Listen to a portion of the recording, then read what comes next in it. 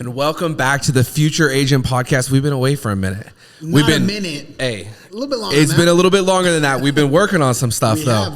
We've been working on some stuff. So catch everybody up. We got some stuff rolling right now. It's been, the last episode we did was probably 3 or 4 months ago. Yeah. Since then, we've got heavy into role play.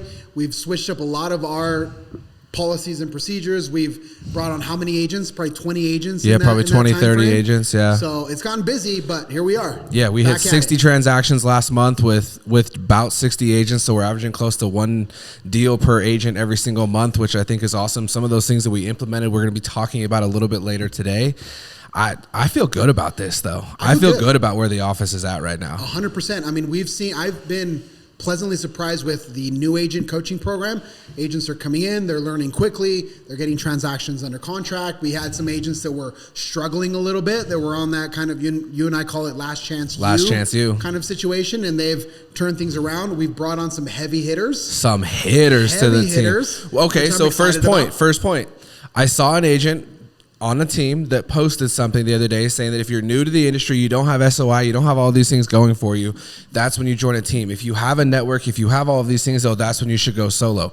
I disagree. Yeah, I have always been a team stand through and through. I would make the argument that it makes sense no matter where you're at in your business for 96% of agents to be on a team. Correct. Viv is incorrect. We're calling her out by name. Sorry, Viv. But the reason for that is there is 4% of people have the skill, the talent, and the resources to build something on their own. The way that I always frame it is, are there 3 people on earth that can build another Facebook? Maybe. But there is infinitely more value in 96% of the world. Just go work for Facebook, bro. So when you're new, you need the structure. I would argue that when you're experienced, you need the structure even more. Because you're busy, because you have a lot of volume, you need nets and buckets that can kind of make sure that things don't overflow and that things don't fall through the cracks. So from a staffing perspective, from maybe even not so much a training perspective, but you need systems if you want to actually build a business. Yeah, see, and I would even disagree with you even on that, because I am a firm believer. I've been sitting down and doing these one-on-ones with some of these experienced agents that have been coming in and doing it all off of Phil, just immensely talented individuals that are coming in, and when you can provide the structure and say, this is why this is happening in your business, they're cranking out leads. We talked to one individual last week. We did a one-on-one. 4 days later, he's texting me saying, you got some version of black magic, bro, because all of a sudden he's been able to go out and generate 5 leads. Crazy. And I think it's because even for those individuals that are doing 25 transactions a year, if you come in and that structure can be applied to your business and you're not going off of feel, you're not going off of thought, you're going on and saying, okay, this is what I'm really good at, this is what I suck at, let's supplement here, let's pour gas on here. Those agents, I think, also explode. Well, because the other thing is, what is success? I think in this industry, if you sell 10 to 12, you're a rock star. Gangster. Everybody wants you on your team. You're getting hit up. But what's to say that the person that does 12 can't do 30? Yeah. And what's to say that the person that does 30 can't do 50 or 60? So the mistake is to think, oh, I do 20 deals a year. I'm chilling. Like I don't need anything else. I think that might be true for very small subset of people. But if, to your point, if you're doing 30 off of just talent alone, you pour gas on that fire. And I've said this often, I think a team like this is PEDs. It's literally performance enhancing drugs, where you will go from 20 to 40 with the same, if not less work. And I think I'm one of those people. I think I'm one of those people that could go out and build it myself if I wanted to. I agree. And go solo and go do all these fun things and be able to brag and tell everybody I do this on my own. I'm a solo dolo. My broker doesn't nothing. Let's compare bank accounts, bro. Well, Let's go tit for tat. Let's compare 1099s. You put your best year up against my best year. Let's see who walked away with more at the end of the year. And I promise you, 99% of agents that are listening to this, let's say 100%, because the top producers aren't going to listen to me. So let's say 100% of people that are out there. I'll compare 1099s with you on a team, never got paid better than 60-40. I bet I smoked you, and it's not even close. Well, and I was that guy. That's why I went and bought 1% lists, and because I didn't want to pay splits. I didn't think I could learn from anybody. Like that for me was 100% an ego play. I'll be honest. You wanted your name on the door. Better than everybody else. I was like, I don't need a split. I don't need anybody to train me. I know how to do this. I am alone on an island, and you could argue that I did relatively well. I mean, between the 2.5 years of the pandemic, I made over $1 million. But again, it goes back to I was going 1,000 miles an hour every single day. And I realized that's not how I want to live my life, especially after we had our second child. I wanted to be able to spend more time. And that comes down to being on a team that can give you the resources that you need to then be able to go home at 3 o'clock and go have lunch with your wife. Well, I think that's the cool part. You recruited this awesome crew of heavy hitters. They'll do 150 to 200 transactions amongst the three of them in the next 12 months. And the stuff that they're most excited for about joining the team, being able to go on campouts with grandkids, go and take their wife to go and see a movie. What was the other one? Being able to go to a grandkid soccer game. Going to a grandkid soccer game. Like, that's the stuff that lights them up. And that's what we're building here. So I feel like the rust is off, but let's get into just a couple of hot takes here, because this is always my favorite component here. All right. Found this in a real estate mastermind. A friend wants to buy a $3.5 million house, but only wants to pay me 0.5% compensation. Said he's doing me a favor for using me. Would you take it? Would you take it? Hell no. Absolutely not. I don't need the reps. Well, I don't need the reps. You don't need the reps. And I think that the agents that are going to take that are the agents that need the money. Here's the problem, though. Yeah, we're still talking about what? $15,000, $20,000? It's a big check. Here's the issue, though. From day one, that individual sees no value in you at all. Yes. They're just doing you a favor. So there is nothing that you can actually contribute to somebody like that. And if I had to guess, number one, they're not going to take your advice. No. They don't think they need you.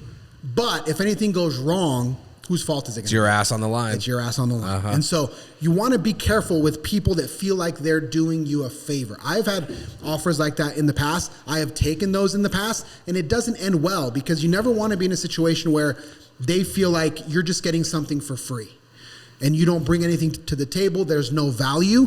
So you want to work with people that understand clearly what you do. And a lot of this comes down to the agent being able to articulate that, but people that value what you do and are willing to pay the price tag, whatever that price tag might be, that you decide that, but you want people that understand and value what you do.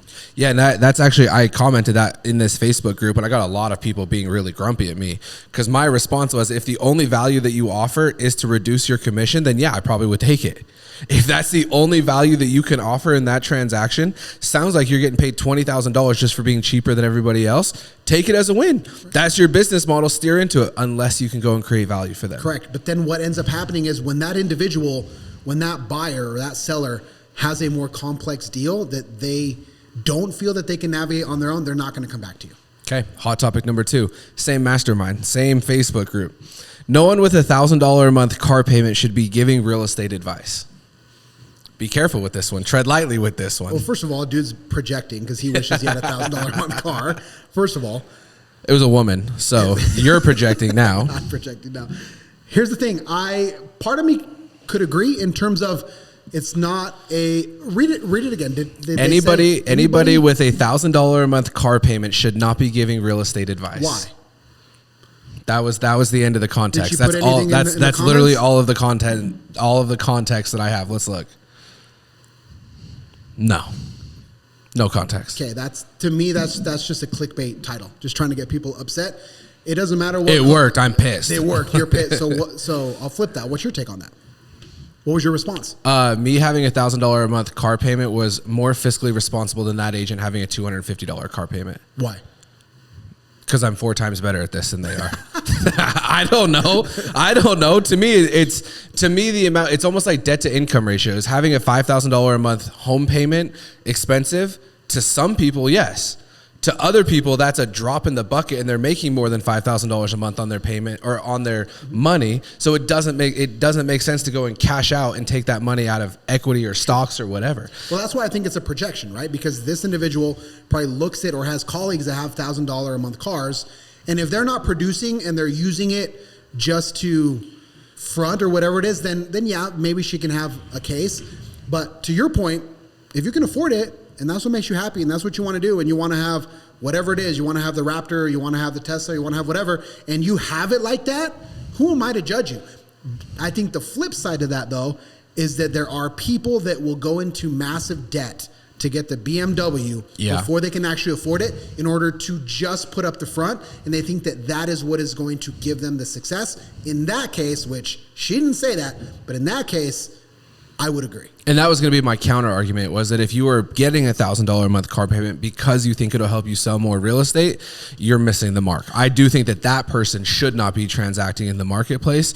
If once again, going back to what we were just talking about, if discounting your commission is your only value add, if having $1,000 a month BMW M3 whatever is your only value add, you're going to lose to the people that are really good at this. Now, let me ask you this, because this is a real idea that I had. Black Hyundai Sonata. No, you're probably going to laugh at it. So when I had a 1% list, somebody had the idea. There's a broker in Florida that bought a Lamborghini and he wrapped it.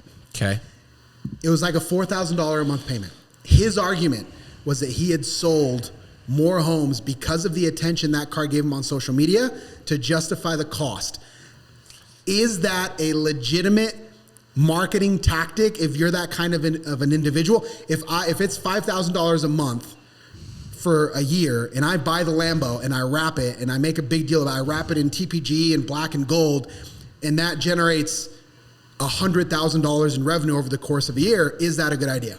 I mean, that ROI, I would say no. If it generates $100,000 GCI and your cost was $60,000 a year, no. I mean, that's the thing. When you're talking about $4,000 or $5,000 a month in a marketing budget, there's a lot of really, really cool ways that you can spend $4,000 to $5,000 a month that I think will net you more as an ROI.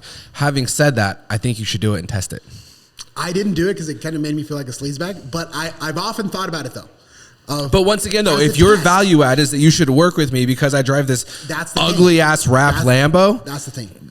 No shot. That's the thing. All right, your turn. What hot takes you got for us today? Here we go. Threads. By the way, it goes down on Threads. Hey, you guys aren't Threads? on real estate Threads? Some of the most unhinged content that I have ever seen. These are going to be gold, guaranteed. Here we go. It's anecdotal, but I bumped into a real estate agent friend of mine yesterday.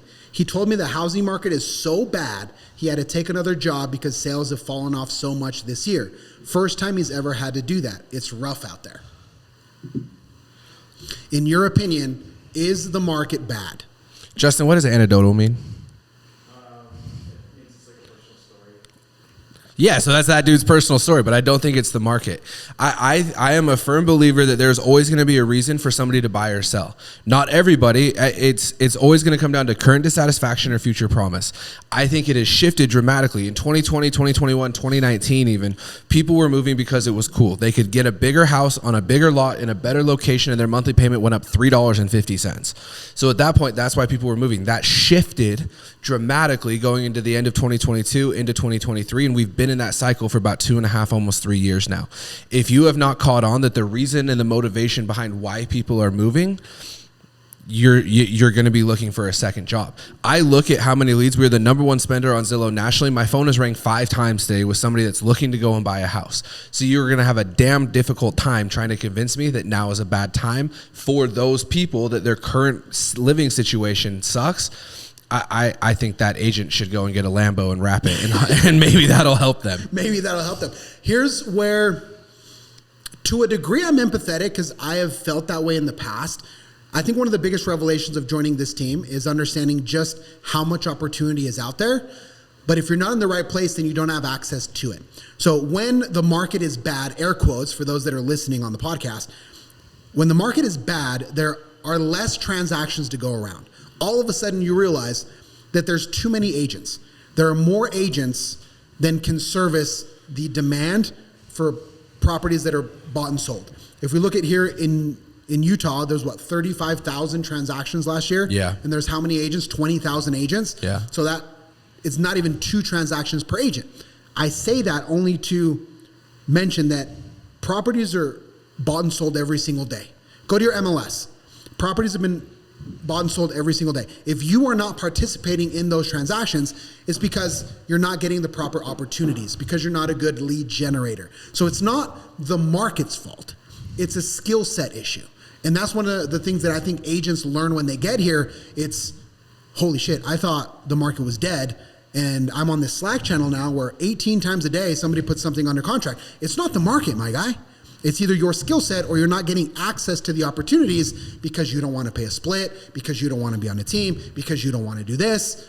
It's not a market problem, it's a you problem. Okay, so do you feel, because we were having this conversation with a couple yesterday at an event, a little bit older than what our average agent is in this office, and their feeling is that the stuff that used to work is no longer working.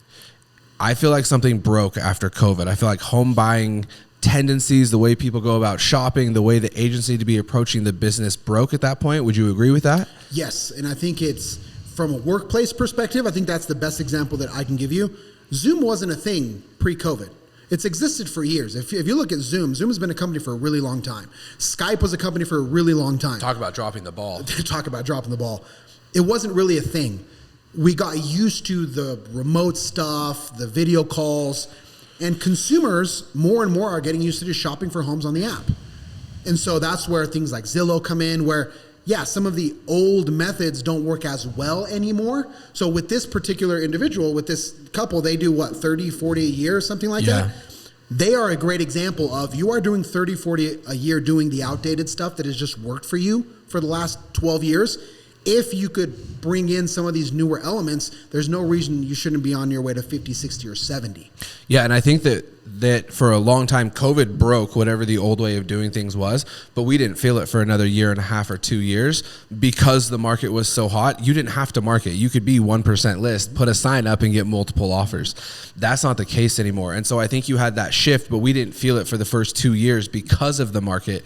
And now that the market has been in a decline or struggling or slower than what it was in 2020, 2021, we're really starting to feel it now. And it's going to get worse. I mean, when you look at CMAs that ChatGPT can do, it does a great job.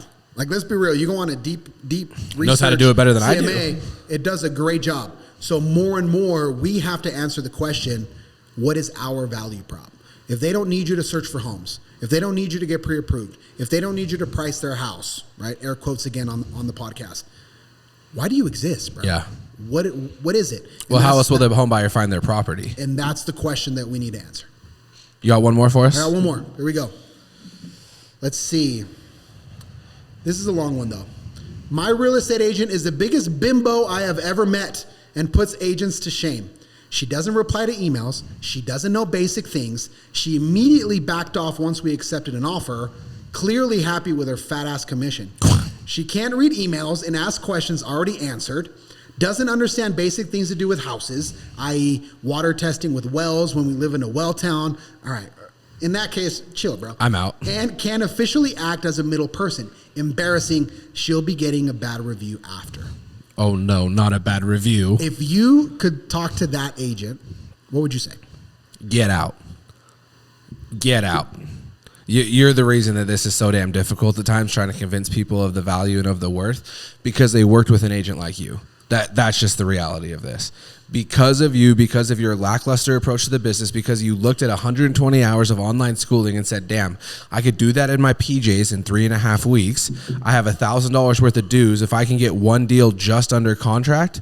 But to me, I think the silver lining to this situation is that I don't think that agent will have a job within 12 months. Agreed. I think especially once the market does shift back into a more frothy market, we are going to see the compression of those agents get out, so that we are going to see the middle class of agents just get eliminated over the next 12 to 24 months. The part-timers, the people that don't take this seriously as Tony Acosta, that don't take this and actually approach it as a career. I think you say it best. We are extremely expensive consultants. And if you cannot consult on a transaction and your biggest value add is I'll help sell your properties, we're out. You need to just get compressed. And I think what will be left 24 months from now is the people that are willing to do it for cheaper, the people that we talked about earlier, the people whose value add is I'm cheaper than Tony. Those people will always have a place in the market, not at scale, but they will always have a place in the market.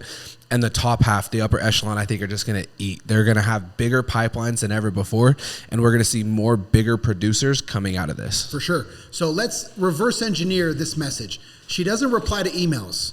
Guys, reply to emails. It's so simple. This is going to be how to be a good realtor 101. She doesn't know basic things. Here's where the training here in our office, I think, is what is starting to separate us from not only other brokerages in this county, but even amongst our team. Like, I'll be bold enough to say that because we have made it our mission to go into some of the minutia, to go into, let's break down a conversation about due diligence. Let's pose this question about an appraisal. Okay, and then let's role play it 35 times. Role play it, and Boo's going to stop you 12 times. Stop. Say it this way. Stop. Try it this angle. Stop. That's a skill set. So you need to know basic things. Immediately backs off once you accept an offer. That is the worst thing you can do. Ask questions that are already answered. Listen to your people. Take notes. Remember, understand. Now, I get it if you're super busy. I don't know if this is a top producer. Yeah, but super busy is 10 to 12 transactions a year. That's correct. One transaction a month. Those people should have your undivided attention, 100%. Correct? And efficiently act as a middle person. What is that? When you hear efficiently act as a middle person, what does that mean to Boom Addicts? Yeah, so I'm actually going to be training on this tomorrow, but when you look at the amount of people that are involved in a real estate transaction from the time that home goes under contract, you have probably 10 different people at a mortgage company, from underwriters to appraisers to junior processors to compliance to, there's a million different people that have their hands in the pot, probably 10 people. You probably have 4 or 5 different people at the title company, from searchers to closers to escrow officers to appraisers to home inspectors to general contractors to a million different people. Photographers, videographer. I mean, there's probably 20 to 25, maybe 30 different people that will have their hand in a real estate transaction. Your job as the agent is to be the overlord of all of that and to make sure that all of that flows seamlessly, and you are kind of in the middle of this giant web of everybody that is directed to this transaction, and it is your sole responsibility to make sure that the buyers never feel that. Yep. For me, it's the best analogy that I was ever taught is your job is to build the puzzle. Build the puzzle. To your point, there's 50 pieces to this puzzle, and everybody has a little chunk, and the buyer and the seller, maybe they know nothing, maybe they know a little bit. Your job is to build the puzzle, and that comes through communication. It comes through systems, not doing whatever the hell this agent was doing. That's what it comes down to, being an effective manager. Would you say that is indicative of the majority of real estate agents, or not indicative? The majority. And that's the frightening part. That's where I cannot wait to see those people just get compressed out of this industry. That's why we got sued out of our minds last year. You ready for the next one? Let's go. I wanted to do it. All right, this is a brand new segment. Tony and I feel like, you know what, we're pretty skilled. We're pretty good at this. I'd like to think so. I like to think that we can argue either side of the point. Just because we're arguing one doesn't always mean that we're going to believe in it. So we got our wheel here. Now, I'll be honest. When I bought this on Amazon, I thought it would be bigger. I thought it was going to be something big that we could like spin that thing. You got a Happy Meal spinner. That's literally where I got this. I went through McDonald's. I got a 4-piece chicken nugget, extra apple slices. And there you go. So go ahead. And disagree. Agree or disagree. Do you want the topic first, or do you want to spin and then get your topic? Topic first. Buyer consultations are mandatory prior to showing homes. Buyer consultations are mandatory prior to showing homes. We got to show the camera here. Let's see. Here we go, camera. Here we go. Agree. Perfect. 100%. Absolutely mandatory, because otherwise you don't understand someone's motivations. You don't understand their timing. You don't understand what their needs are. And so essentially what ends up happening is you say, oh, what kind of a house are you looking for? Oh, I need a 3-bed, 2-bath. Great. So you start sending listings. You don't even send them. You put people on an auto-populate auto list, and you cross your fingers and you say, okay, let me know when you want to see something. So the buyer consultation has 2 distinct purposes. It is for the agent to learn what the buyer needs. What are they looking for? Again, what is their time frame? Have they done this before? To your point, is it a current dissatisfaction? Don't use my point when you're agreeing. Is it a future promise? What is the motivation behind the purchase? And number 2 is for the buyer to understand what's going to happen next. Whether it's a first-time buyer that has never done this, great. They need to understand process. If it is somebody that has bought 10 homes but never with you, great. You need to understand my process. If it's somebody that has bought 10 homes with you, great. This is the process in this current market. It's very difficult to do that if you never have an opportunity to sit with them and actually talk to them. See, and I could not disagree with this topic anymore. Okay. First things first, let's check the numbers. Number 1, 600 homes since 2017 sold. Never once did I do a buyer consultation. Number 2, top converting real estate team in the United States, in the world, in the universe, whatever, however you want to phrase it. And 50% of those transactions, so this year we're looking at somewhere between 700 to 800 transactions this year are going to be done without buyer consultations done previous to showing the home. We get a call from Zillow. The buyer says, I want to see this home on 123 Main Street at 5 p.m. today, and we are going in. Now, why is that still effective to be able to go into those transactions and get buyers through the process when we're not doing a buyer consultation prior to showing the homes? Here's why. Most buyers, when they start the home search, especially if you're using my point against me, first of all, that was not very nice. If you are using my point against me of the reason people are moving is because of current dissatisfaction. They don't know exactly what they want when they get ready to go and buy a home. It's not that they know exactly what they want to move into. Where they're not moving because of future promise. They're moving because where they live now no longer serves them and no longer works for them. So when is that made known? After they start looking at homes, it becomes inherently easier for them to say, hey, I thought a 3rd-car garage was more important to me. Turns out I need a 2-car garage and RV parking. You might not, more often than not, you're not going to be able to get that out of a buyer consultation. You are going to get that from showing them homes. You're probably, if I had to guess, one of those people that think people should be pre-approved prior to showing homes too. I think it's helpful, but to your point, I have sold homes to people that have not been pre-approved. Now, I think the argument that you're making is the Steph Curry argument, where you're basically telling me that Steph Curry doesn't need to practice his 3-pointers because he's goddamn Steph Curry. You're better at this than most people. So you are highly skilled. You can pick up on a lot of those cues, which I think is the reason why you've been so successful. But for 98% of agents, they don't have that skill set. They need And you think that they'll get that out of having a buyer consultation? What percentage of real estate agents, there's 18,000 agents in the state of Utah, what percentage of them, if you were to actually sit down with them and say, buyer consultation, go, would give you a firm and a crisp 20 minutes. Okay, so then what is the point? So then what is the point of them doing a buyer consultation if it's not firm and tight? Do you think if this agent that just got blasted, the biggest bimbo of all time, do you think if she would have had some segment of a consultation, a meeting, an explanation, this client would feel this way? Yes, because all of their beef has nothing to do with the upfront. It has everything to do with after the home went under contract. I disagree. I think that there is massive value in, now, if you're assuming that the buyer consultation is one meeting in your office at one set point in time, I might agree with you. It could be that this buyer consultation is compartmentalized, and maybe you're not having it in my office, maybe you're having it at a showing. But the elements of a buyer consultation, the questions that need to be asked, the information that needs to be given has to absolutely be done. If you're labeling it as a traditional meeting in my office Tuesday at 7 p.m. before I show you homes, you might have an argument. But if we're saying that we do not need to ask these questions and we do not need to deliver this info to have a smooth transaction, I think you're wrong. So how are we able to convert at such a high rate? Do you think our conversion rate on Zillow would go up if we were able to do buyer consultations prior to showing any homes? Because I think our agents are doing buyer consultations, just not in the traditional way that you're labeling it. Are they bringing every single buyer to the office? No. But I think our agents are skilled enough to, in showing, ask some of those questions, take some of those notes, explain some of the processes to where over the course of 3 or 4 showings, when you put it all together, you have had a buyer consult, just not in the traditional sense. So you think it's a traditional model of buyer consultations that are broken. So you think you can do a hybrid of showing homes while doing an active buyer consultation? Yes, I think the variable is the information needs to be given and it needs to be received. How you do that, that's up to you. Well, here's the fun part. You guys will never know what side of the fence we actually sit on. Hey, we did a good job on that one. I'm not going to lie to you. That was fun. You kind of have me convinced that we should be doing buyer consultations. I think you're going to do buyer consultations. I think you're going to realize that you always did buyer consultations, just in a more efficient way. Yeah, I do think that the buyer consultation is easier to do while you're showing homes. I am a firm believer in motivation in the process, and I think that if you were trying to stop that, sorry, not motivation, momentum. Yeah, I think momentum is a very real thing, even though it's not a quantifiable thing according to science. So if you can keep that momentum going, so for me, I mean, take this with a grain of salt. I would not always require that buyers get pre-approved prior to showing homes, especially in today's market.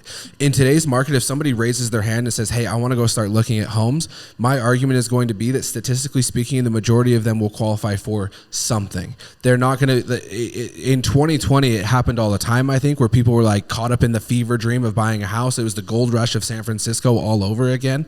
People got these big stars in their eyes and were like, I'm going to go buy a house because that's the cool thing to do right now.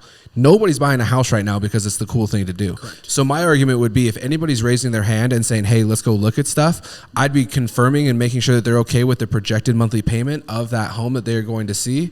And if they feel good about it, I'm probably showing that to keep the momentum going and then getting them pre-approved along the way. So your goal is not to stop them. Yes. You don't want to put a roadblock to say, hey, before we do this, I have to bring you back and you have to come to my office at 4:00. Yeah, and I think that the only caveat to that is if you're selling 30 or 40 a year and you want to protect your time a little bit, then yeah, maybe require pre-approval, require a full buyer consultation and say, this is my process. If you're young, new, dumb, and hungry in this business and you're just trying to get something going, I would not be stopping it to do a buyer consultation. Fair. Okay. On to our last segment. We want to save this last section. One of the things that Tony and I get to do on a regular basis multiple times a week is train. So what I want to reserve this last segment for on every single podcast is to train on a topic that you and I are feeling passionate about. Today, the topic that I think would be very fun for you to lead us off in the training is, do you bring a CMA to a listing appointment? So I was always trained. The answer is yes. I was trained that if you have a listing presentation, the win is to gauge if I was successful. I would do the CMA up front before I even saw the house. I would get the address, run my CMA through the MLS the way I was trained to do, print my sheets, have it all nice and ready, show up to the seller's house, go over the CMA, show them the comps, go over everything, bring the listing agreement with me, get them to sign it, and leave with a signed contract. That's the way I was trained. And that's the way that I did it forever. And what percentage of real estate agents would you say are being trained on that today? All of them. Every one of them. Every one of them. That's the way that it goes. Now, this idea of not doing a CMA until later, that's you. When you said that, I said that's insane. You thought that was the dumbest thing that I have said. I think I need to rethink my decision to join this. Like, I thought you were off your rocker. And you're going to explain the logic behind that. But I have found, and the thing that I have always done, because even though I was trained to do it that way, the part that didn't make sense is, okay, how am I going to do a CMA if I haven't seen the house? So that I figured out back in 2017. I started to kind of break that mold. And even my broker at the time said, well, it's kind of an inconvenience to the seller because now you're going twice instead of once. So just try to do a really good CMA. I didn't listen to that. It never made sense to run a CMA before I saw the house. But I didn't take it as far as not doing a CMA at all until after the listing agreement was signed, which you're going to talk about in a second. My thought was walk through CMA, listing presentation with CMA to get the listing agreement signed. You do it in a different fashion. How and why? Yeah, so there's been two different ideas, I would say, that kind of kick this off for me. Number one is, you said it earlier, how are you to price a home before ever walking through it? I learned this, I think, from my new construction days. Even though it's the same community, it's the same floor plan, it's the same upgrades, it's the same everything. Not every home is created equally. Some lots are going to sit better. They're going to sit between homes and you're going to have views of mountains. You're going to have lake views. You're going to be further off the street. You're going to be in a cul-de-sac. There are certain unquantifiable things that the data will never give you that you are never going to be able to get. What percentage, I'm curious, you've probably averaged 20 listings a year, 10 listings a year for the last almost 10 years. Mm-hmm. You've probably done 40, 50, 60 listings. How many of them would you say your CMA was actually accurate on? That's a great question. I like to pride myself on my CMAs, but I actually learned from you all of those intangibles. Nuances. I never knew, what is it worth to have a north-facing versus a south-facing? What is it worth to be in a cul-de-sac versus something else? I'd never seen it like that. For me, it was just the comps. What I learned from you is understanding what number you can attach to north-facing versus south-facing. What you can attach to, there is nobody behind you. You're going to have unobstructed views. I never knew how to quantify that. And I think that's one of your superpowers. Well, and then not only that, but the other thing that you have to consider, and this is once again going back to the builder world that I lived in, there's a number that is attached, which is days on market, that most agents are not factoring into their CMA. So they're saying this is the price, and that's not saying this is going to sell in 30 days or this is going to sell in 180 days. Our average days on market in Utah currently is somewhere between 60 and 70 days on market. I think it's going up. We'll save that for another time. But our average days on market right now is 65. So is that what you're pricing to? Are you pricing to sell this in 120 days, or are you pricing to sell this in 2 weeks? There is a massive difference, and the pricing needs to reflect that. For instance, you have things like a third car garage in a city like Vineyard that you live in. A third car garage is going to impact your home in Vineyard $40,000 to $50,000, but it's also going to drop your average days on market from 55 days on market to 12 to 15 days on market. Both of those things have to be considered. So for me, especially as we look around, I'm like, I have a lot of new agents in the room that are going on some of their very first listing presentations. How are these guys going to pull a comp? Because the comp that they have in a cul-de-sac with views is not going to register the same as their comp that lives on a corner street that's busy road. And so that is not going to be quantifiable, because the way that you're doing your CMA right now is you're going and doing a radius 0.25 miles, 0.5 miles, and that's where you're pulling your comps from. And even if it's $5,000 to $10,000, changing your price by that much will make a difference. Number one, on the net to the seller, but then number two, on your days on market. So that was the first point. And then number two, I looked at this and I'm like, okay, when you go in and you bring a CMA to the listing appointment, like every other agent before and after you that they are interviewing is going to do, you are now no longer competing on your ability to position the home in the marketplace. You are competing on what your CMA says versus what the other agent's CMA says. So I looked at this and I'm like, okay, we have somebody like Tony Acosta who is on paper going to put together a better CMA than 99% of real estate agents out there. And Tony is going to lose to agents because Tony presented a realistic CMA, and this other agent that doesn't know their head from their ass is going to come and put $10,000, $20,000 higher. And that seller is going to go with Tony because their CMA is higher, not because of Tony's ability to position the home in the marketplace. So we have had a ton of luck. I would love for you to kind of run through what you've seen from different agents in the room as we've adopted this strategy over the last 90 days, because I have seen conversion rates go up. I have seen agents getting listing agreements signed within 20 minutes. They're not having to spend, I think that's the other big thing. A legit CMA is going to take you multiple hours to put together on a deal that you may or may not ever get. So you are going to spend a ton of time on a deal that you might not ever get, and you're going to lose because some jackass is coming in and telling you $50,000 more than what I told you. For sure. So a couple things. I think the first thing is it's a very good opportunity to establish contrast with the norm. So when you tell a seller, hey, most agents are going to do this. Most agents, they're going to ask for your address. They're going to run that address through some AI, whether it's their MLS or it's ChatGPT or it's Perplexity or whatever. And the software is going to spit out a number. They're going to take that number and they're going to tell you, how do you feel about this number? If you don't like the number, they're going to ask you, what number do you like? You're going to give them a number that is higher than what is on their piece of paper. And when you give them that number, they'll say, let's do it for sure. I can sell the house at that price. When you tell a seller that, when they're interviewing multiple agents, and if there are agents that either came after you or before you, all of a sudden you automatically stand out. So when you say it is impossible for me to do a CMA on your home prior to walking it, you make everybody else that came before you and after you look like they don't know what they're doing. And it's completely true when I tell a seller, hey, if I were to bring a CMA right now, it would be complete BS. There is no way that I can do that. So I am very upfront with sellers in that regard of, I don't know your motivation. I don't know your timing. I don't know what upgrades you've done to the house. I don't know what maintenance is still needed. I don't know any I don't know what stuff. Direction your home faces. I don't know what the views look like. I don't, those adjustments that agents don't know how to make if you're just doing it on the MLS. I have no clue. So I'm very upfront in telling the seller, my process is a little bit different. Here's why, and here's why I think that it's better. That's point number one. Point number two. If you do it the traditional way, as you mentioned, you're not really competing as an agent. It's who has the best packet. And the focus is the packet. The focus is the CMA that I have to review. So here are all my pieces of paper, and or the listing agreement. So it's not a conversation. It's a lecture on these pieces of paper. Agents use that as an anchor to have their meetings. If I take those tools away, there's nothing left. There's nothing left. If the agent isn't trained on how to ask proper questions, on demonstrating that they have a process, you take away their primary tools, there's nothing left. So once you're sitting there naked with no paper, now you have to actually talk to people. Now you actually have to engage in a conversation effectively, and far too many agents cannot do that. All they can do is read what is on their pieces of paper and hope and pray that you're the highest one so that they sign. There's no humanity behind it. AI can do that.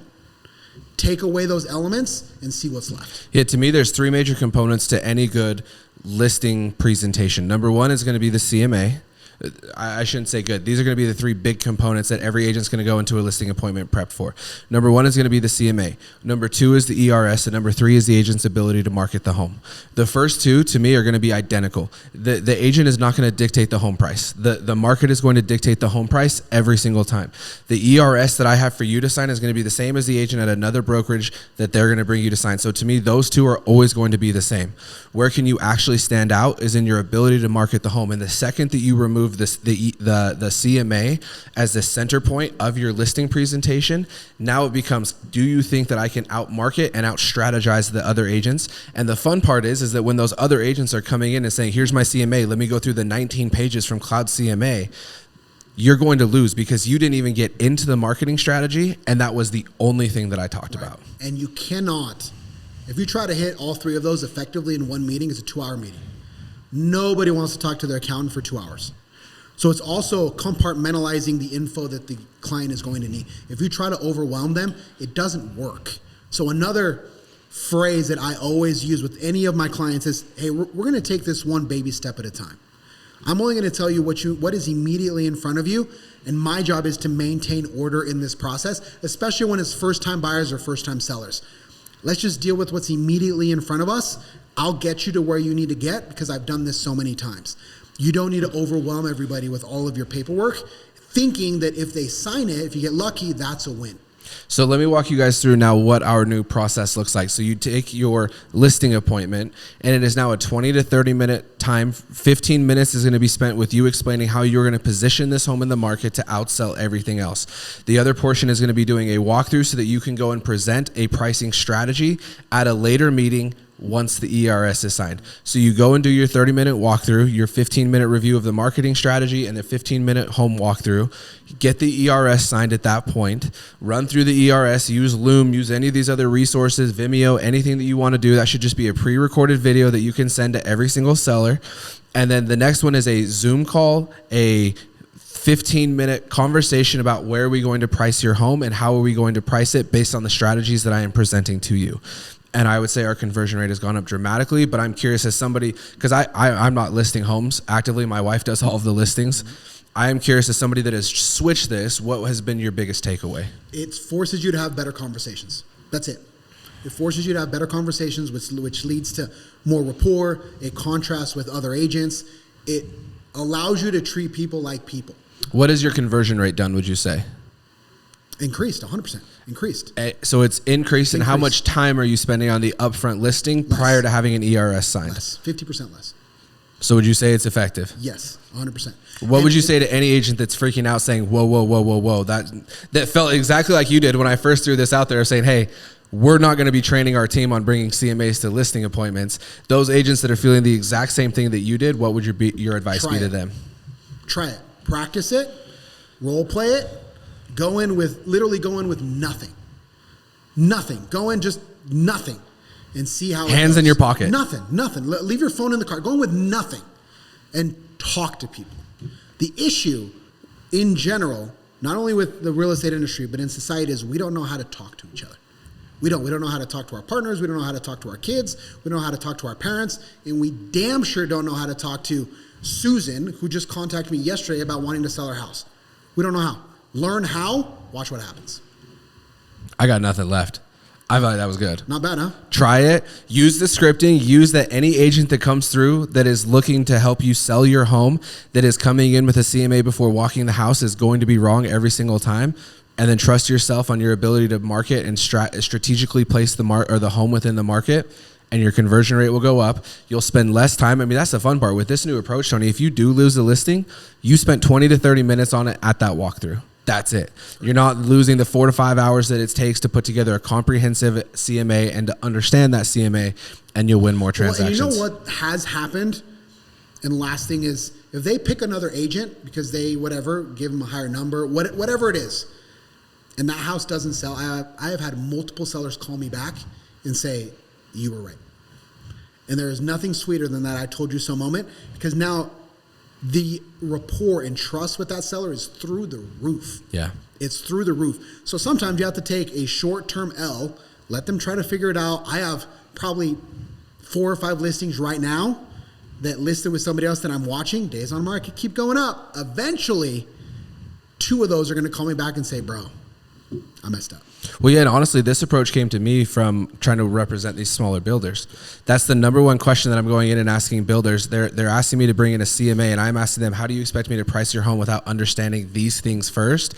After we've sat down for 30 minutes, then I can come and present that strategy to you. It's no different selling 20 townhomes as it is to sell 1. Well, and it makes sense, right? Like, whose idea was that in the first place? It just the CMA makes sense. Everybody. And this is one of those old practices that has just been well established at somebody in the 80s. Warren Buffett, when he started Berkshire Hathaway. How am I going to sell your house if I haven't seen it? Yeah. It's asinine. It makes no sense. And I've been surprised at how little sense it makes, even to the seller. When I explain it, they're like, yeah, duh. Yeah, that makes sense. Or I had one lady be like, yeah, I didn't think of that last time I sold the house. It just makes sense. Try it. Yeah. So I don't know why it's taking a dumbass like me to come in and start asking some of these questions, but we're going to keep asking these questions. And as we continue to find things that are working, not only just for ourselves and our business, but for the agents on the #1 team here in the state of Utah, we'll continue to bring them to you. And we'll see y'all next time on the Future Agent Podcast.